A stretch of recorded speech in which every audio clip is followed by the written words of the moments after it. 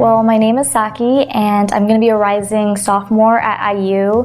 I'm studying healthcare management and policy in SPIA, and last year as a freshman, I was a part of iujur on the Applied Sciences Student Editorial Board.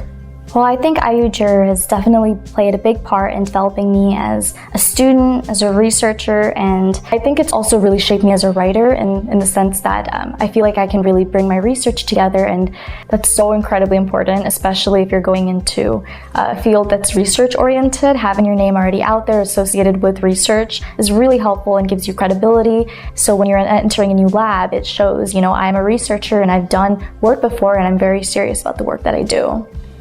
My name is Sam Pickett. I'm currently at the University of Virginia School of Law, and my paper was called The Chilean Winter. Yeah, so the reason that I got the scholarships for law school that I got was because I was published in the iujur. That was really the IU journal. That was really the big reason that I got them. And I think that doing this research and really having to read a lot and write a lot has really improved my abilities and given me a chance to be a better lawyer in the future.